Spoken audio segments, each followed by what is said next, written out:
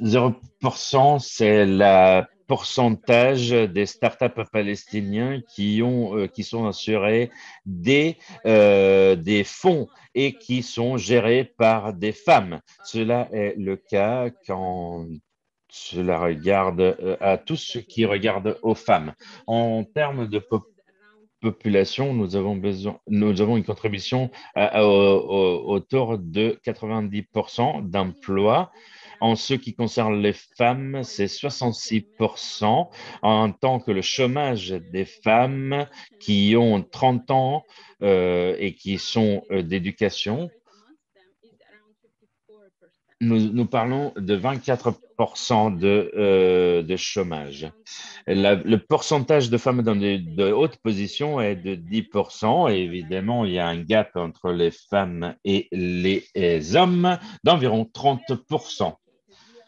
Nous sommes très formés, très bien formés, très compétitifs.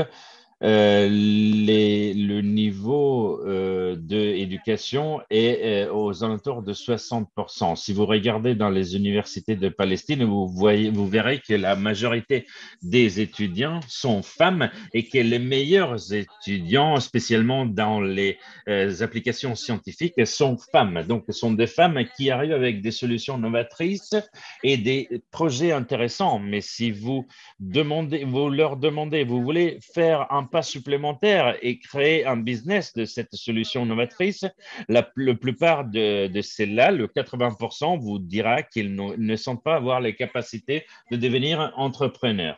Et vous verrez que 84% de celles-là diront que la communauté et leur communauté, leur culture sont un obstacle pour créer une start-up, tandis que 55% dira que pour être entrepreneur, la difficulté, c'est l'accès aux fonds, au financement. 82% dira que les services auxquels elles peuvent avoir accès dans leur écosystème ne sont pas suffisants. Si elle commence une activité commerciale, ce sera une toute petite entreprise avec accès à la microfinance. Cela les empêche d'avoir un rôle de disrupteur dans l'économie. Notre mission est d'y développer le potentiel des femmes pour devenir des héros dans un système d'entrepreneuriat plus inclusif avec Nexus, le one-stop shop pour les femmes entrepreneurs. Nous travaillons sur ce pilier. En premier, nous allons créer notre confiance, notre mindset, notre esprit d'entrepreneuriat, nos capacités techniques, nos capacités du 21e siècle. Ensuite, nous fonctionnons comme un incubateur et un accélérateur pour les idées novatrices que les femmes peuvent avoir. Nous leur fournissons des programmes pour développer leur idée, de les stades d'idées jusqu'à un produit commercial qui peut être commercialisé. Et ensuite, nous les aidons avec l'investissement financier pour celles qui décident de créer une start-up. Et à n'importe quelle étape vous souhaitez commencer, si vous arrivez à un point où vous dites ce n'est pas quelque chose pour moi, on va l'aider pour développer des capacités qui la rendent plus facile à employer, qui lui rendent plus facile de trouver un emploi. Nous voulons créer une communauté à support pour nous-mêmes et pour toutes les femmes qui veulent participer. Nous fournissons du mentorat, de l'apprentissage. Et ce faisant, nous voulons augmenter notre visibilité et la visibilité des femmes. Ce n'est pas un secret, la Palestine est part du monde et tout le monde est en train de souffrir de la pandémie que nous avons depuis l'année dernière.